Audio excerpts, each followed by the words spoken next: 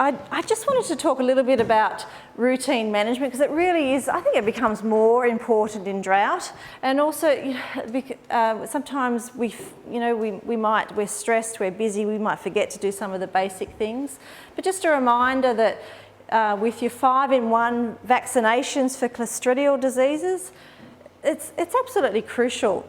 Calves have to have 2 shots of the vaccine from 4 to 6 weeks of age, and then a minimum of a yearly booster of 5-in-1 or 7-in-1 for life. You know, you don't forget to give your 7 or 8-year-old cows their booster, because you will come unstuck at some point. We go to too many causes of blackleg in stock that are under 2 or 3 years, or pulpy kidney when there's been a change of feed. It should be a minimum of a booster every 12 months, but also you need to remember, and it's on the box, but they hide it a little bit, that the pulpy kidney component of the clostridial vaccine only has 3 months protection. That's all. And I think that's a surprise to many people. So that's why we recommend, well, spring, when we would normally be experiencing rain, coming, to rebooster the stock so that they've got protection for that flush of green growth and the change in feed. I've already talked about selenium. I've already talked a bit about drenching. We are seeing increases in worm burden. So actually, I've got a slide on drenching, so I won't go into that just yet. Please don't forget about Vibrio. We still see, and there's a bit ticking around more than there should be, of vibriosis, which is a venereal disease of bulls that causes early fetal loss. Every bull needs to have been vaccinated with VibrioVax every year. It's a simple way to prevent lack of calves. Death by blackleg, which is protected very well by an up-to-date vaccination with clostridial disease, we see more cases in drought.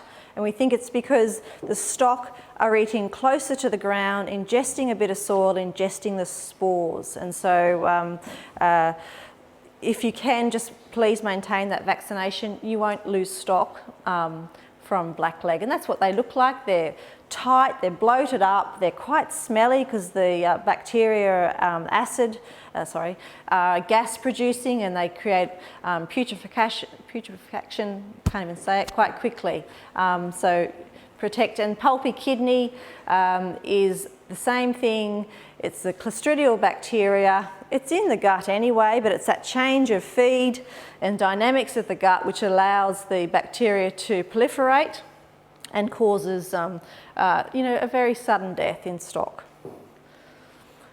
And so that's just to show that the 5-in-1 and the 7-in-1, so they do the same 5 clostridial diseases, but the 7-in-1 also covers leptospirosis. And leptospirosis is a bacteria that can cause reproductive issues in cattle, but it's also zoonotic. So we can become infected with leptospirosis when a cow who may be infected, and you won't know she's infected because often they show no clinical signs. The bacteria lodges in the kidneys, and when they urinate, and if you happen to be in the yards and you get a splash into the eye, you just become infected with leptospirosis, and it's a nasty disease. So my recommendation is for breeders, for an absolute minimum, a 7-in-1 once a year in terms of the booster. And in between times, if you need to booster to protect against pulpy kidney for change of feed, just give them a 5-in-1, because the 5-in-1 is probably 50 cents, 45 to 50 cents a shot, whereas the 7-in-1 is $1.50 a vaccine. And for calves? Calves. 7-in-1 or 5-in-1? Well, if they're breeders, I would do the 7-in-1, absolute minimum, but it's your choice. I do all my calves, whether they're male or female, with 7-in-1. I'm quite risk averse. A little bit of knowledge on bacteria and diseases makes you a bit paranoid. So I do 7-in-1 for everything, but it's up to your, and all dairies do. If you have workers coming to your property, I think it's important that your stock are vaccinated with against leptospirosis, because if one of your workers gets sick, I don't know that workplace health and safety would look upon you too favourably if you hadn't taken steps to prevent your staff from being infected. We always do horses 7-in-1. Yes. Is that necessary or not? Horses? I think he said bulls. Bulls? Bulls. Yeah, look, I think you know, bulls are in the yards. You do handle them, so I think why not? Yeah. Is there any advantage in doing it while the cow's pregnant? Yes, so that was on my slide. So the best, when is the time to vaccinate? Thank you for that. I didn't pay you for that question. So you want good transfer of antibodies in the colostrum. So ideally, vaccinate your breeders 2 to 3 months before calving, and that way you get the maximum transfer into the calves, and so calves then have protection for their first couple of months of life. Do is they just do it when the calves are weaned. Cows come into the yards, weaned, preg-tested, vaccinated, out they go. They don't have to see them again until the cows come in to be marked, and have their calves marked. The thing that you find is often resellers will only sell 7 in 1, not necessarily 5 in 1. You might have to order that in. Some of the smaller produce stores, so you just need to check that out and see what they're stocking. Yeah, well, you just keep an eye, because you have to remember the vaccine market in Australia is infinitesimal. It's less than $5 million a year. So as far as the manufacturer is concerned, as soon as they can get rid of a 5 in 1 and just sell you 7 in 1, it's better for them, not for you. It's like years ago we used to be able to buy a blackleg and a pulpy kidney vaccine. So we just, when those seasons were coming up, the cows would get a 5 in 1, and then they would get a blackleg and a pulpy kidney separately, and that means whereas you're challenging the animal 7 times and 5 times, when we had access to the 2, it was much better. So Lyndell, the change from the program to 5 and 7, you've got to do the initial injection and the booster. For the leptospirosis. That's right. Yeah, and that's really important because, you know, if you're a producer who just thinks that, oh, look, I'll just do the 1 shot. So what happens? So they've got 0 protection from when they have the dose, so the protective antibodies go above the line for where there's immunity, and then they start to drop off. And so if you didn't booster the 2nd shot 4 to 6 weeks later, the antibody levels drop off, and then, you know, probably by 6 months they've got no protection. So if you're just going to give 1 shot, save your money, don't do anything. But really, that 2 shots 4 to 6 weeks apart is crucial. So worms, so let's just talk. I've already alluded that we are seeing higher worm burdens, so start to think about from, you know, probably 4 to 5 months of age in these conditions to give that first drench. If you're unsure, actually, Therese, there's a box of worm egg counting kit. I strongly recommend doing some fecal egg counts. Drop into your LLS office and pick up a little box. It's got 10 little jars in there and a glove. It's just a matter of picking 10 samples up, posting it off, and you'll get back from the lab a report of the worm burden that those stock have, and then you can decide whether to drench or not. So that's really effective to do a fecal egg count in, you know, young stock, sort of under 18 months of age, because they shed. Once cattle get above 18 months to 2 years of age, fecal egg counting is less reliable because they have the ability to repress shedding. The difference there is that if you're in a liver fluke area, you know, you need to drench regardless of age. So does anyone know if they have liver fluke on their property? No? So if you're east of the highway, I don't think there's a great deal of liver fluke, but some areas around this Bunya, Gloucester, Barrington area have the snail that transmit liver fluke, and so if you're new to the area and new to your farm, it's really worthwhile to have a segment of your cattle blood tested to see if they've got any antibodies to fluke. And then you know whether you need to drench for fluke or you don't, you can just drench for roundworms. So that's something that your private vet can help with, or we can help with as well.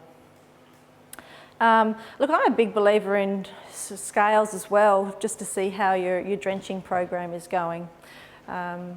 To see if there's been a benefit from drenching as well. So what age should you stop drenching? Generally we would say once cattle get to 20 to 24 months of age, they've got a good immune system and they can cope with worms and they don't need drenching. Except for bulls. Bulls tend to be a bit wormy. Maybe we're breeding for traits other than worm resilience or resistance. First calf heifers, are often doing it tough, so they can benefit from a drench, or stressed animals with drought feeding. It might be worthwhile to give a drench. But as I said, for liver fluke, if you've got the snail on your property, you always need to build a liver fluke drench into your program, anywhere from 1 to 3 liver fluke drenches a year. And in terms of choice of drenches, again, that multi-active combination drench, the research shows that that is the best way to reduce the potential for resistance to develop on your farm. It used to be, we would say, rotate the drenches. So one drench you would use a mectin, next drench you might use a white drench, and next drench you might use a levamisole drench. And we used to think that slowed resistance. We now show it doesn't. We now know it doesn't. The best way to reduce resistance is use a drench that has all 3 combinations or 2 combinations in them, or you drench with you know, a mectin and also something down the throat of another active. Up the race with one drench and then up the race again with another drench. So what brands is Trifecta? What else is there? So the triple active is Trifecta and the dual active is Eclipse. So Trifecta's oral, Eclipse I think it might be injectable. I think I have to look that up. Is oral better than injectable? Sorry? Is oral better than injectable? Oral in the mectins, the research shows, is better than injectable, yes. So in terms of efficacy, the oral mectins are most effective, and then there's a gap, and then it's the injectables, and probably the least effective are the porons. Interestingly, we brought a specialist worming guy up in February. Did anyone go to that presentation? Matt Playford. He was sharing some information that, you know, the poron oral drenches, we think that they're getting into the bloodstream through the skin, and a proportion are, but really they actually rely on allo grooming, so licking each other, and that's the way they get the dose. So in a way, it's Really? yeah, a surprise to me as well. Yeah. Can't you pour it in a place where they can lick themselves? Well, they lick each other, and they do lick themselves. So that's the way they get the dose of the oral. If that's the case, is there anything wrong with oral dancing with porons? No, I wouldn't. No, no. The pharmaceutical companies put a lot of research into working out the best way that their product works. So we need to stick to their recommendations. And also, Australia's got a really, our reputation for clean and green produce is amazing. You know, countries want our produce. If we do the wrong thing, in something like that, and there's a meat residue, it may upset the market for all of us. And so the drought mightn't be as bad when, we've got no markets. Short-acting drenches are best, and I'll just flick over this, but if you're a keen user of long-acting drenches, just be aware that long-acting drenches can contribute to resistance a bit more than the short-acting drenches. And so this is from the actual company who produces one of the long-acting drenches, they're TechVet, and this is what he recommends, good practice for long-acting drenches. So I'll just jump to the bottom part.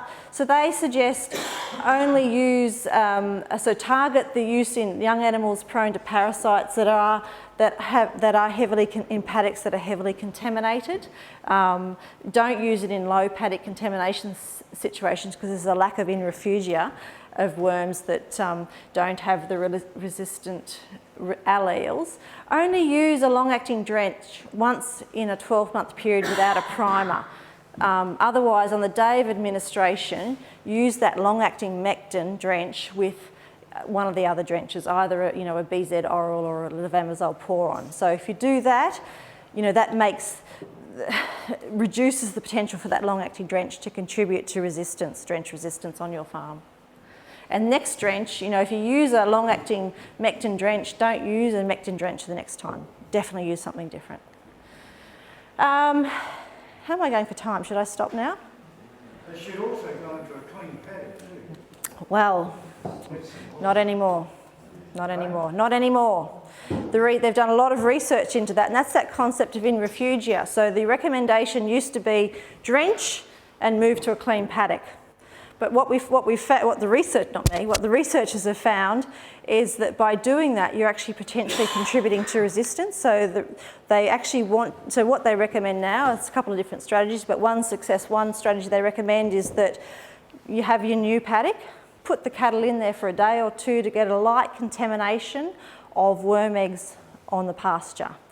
And that means that then when you drench and you get rid of all the parasites in the gut that are susceptible to the drench, and the only ones left there are the ones that are resistant. And so when those cattle are in that paddock and they're defecating and the eggs are coming out and they've got the resistant allele, so they're genetically resistant, you don't have 100% population of resistant worms. They're breeding with non-resistant genetics, and so that slows it down. I know it's a mind-bending concept to get your head around, but you know that's the recommendation now, because we only have the drench actives we have. That's it. I don't know that of any companies at the moment who are doing more research, so we've really got to take care of them. And so the researchers are putting a lot of effort into working out how we can reduce resistance. There's, you know, if you want to talk about that more, I'll talk about it later, and there's some information on the net that can help you with that as well. Just to let you know that the drought's also affecting our circulation of mosquito-borne viruses. So you're probably all familiar with bovine ephemeral fever, 3-day sickness. Generally, it comes through pretty much every year, you know, and that's a good situation to be in. But our sentinel herd, which is near Moto, we blood test that herd every month to work out what mosquito-borne viruses are circulating. That herd has not shown any infection 2 summers in a row. And so this is a real risk for us now, because it means that our cattle are older, heavier, lactating, and they haven't been exposed to the virus, so they don't have any immunity. And so we know that when young stock, you know, weaners get infected by 3-day sickness, they're a bit sore. They might go down on the ground for half a day or a day, but they get up and they bounce through it. The older the cattle, the virus hits them more seriously. And in previous, this situation has happened in previous years. We all think, oh, it's a bad year for the virus. The virus has mutated. Actually, the virus hasn't changed. It's really stable over time. What that situation is due to is exactly what potentially we're facing now, is that our young stock haven't been infected when they're young. They don't have any immunity. They're bigger, they're older, they're heavier, and they go down. So this might be a year that vaccination against 3-day sickness might pay. If you have bulls, heavier muscled stock, it's a big load if you've got a number of animals in the paddock, because they need food, they need water, they need treatment. If they're on the ground, if you give them a shot of anti-inflammatories available from your private vet, calcium, actually the action of the virus depletes calcium, a bag of calcium under the skin. All these things can help them to get over it and get up, but it's a big load. So you need to vaccinate before the season arrives. So what are we now? So we're mid-September. We normally get 3-day sickness in our area sort of late summer. I'd be thinking of speaking to your private vet and making sure they've got supplies and book them in for sort of October, November. No later than that anyway. While we're on it, timing of Pilligard. Pilligard is for pink eye, or? Okay, I'll get onto pink eye now. So I'll jump over that. So I'll go past vitamin A deficiency. Pink eye. So pink eye vaccination, it needs to be about, just the thing to remember with pink eye is the vaccine is good, but it's not 100% effective. You still need fly control. And also don't think about your timing for pink eye, because the vaccine only gives you 6 months immunity. So if you vaccinate for pink eye way in advance of the peak pink eye season, you may find immunity has waned. So a single dose of Pilligard about 3 to 6 weeks before you think the pink eye season is going to be a problem is the time to do it for pink eye. So again, October, November? Well, if they're early weaned calves, before you wean them, 3 to 6 weeks before you wean them. If they're others, fair enough. Okay. Anyone think not October, November? No, so if you did October and the pink eye challenge, when flies start, I've seen cases now, but probably November, December is when pink eye really starts to sort of become a problem. Depends on your paddocks as well. Do everything in one go. Okay, so vitamin A deficiency, I've already touched on that. So for your weaners, a injection of AD&E available from your produce store. I think, Ian, you said yesterday it was a bit hard to get AD&E sometimes? Yeah. So provided they've got a green pick, even a short green pick for a week is enough for the, to have reasonable sort of levels of vitamin A, D and E. So it's only really if they've been on really dry feed, the feed, and if they've been on a lot of grain, it's vitamin A, it's not, they actually, when they eat short green feed, they don't get the actual vitamin A out of the feed, they get the precursors, and then that goes into the intestine, and in the small intestine there's a conversion of the vitamin A precursors into vitamin A, which are stored in the liver. So high grain diets can inhibit the conversion of, in the small intestine of the precursors into vitamin A. So that's also why, we recommend it on for weaned calves and feedlots, that sort of thing. Seeing a bit of skin issues around. So if anyone's got some issues with lice, come have a chat to me. We can talk about treatment. Nothing kills the eggs, so you need to do 2 treatments to kill the lice. So you kill the adult lice, let the eggs hatch, and then you need to kill the eggs.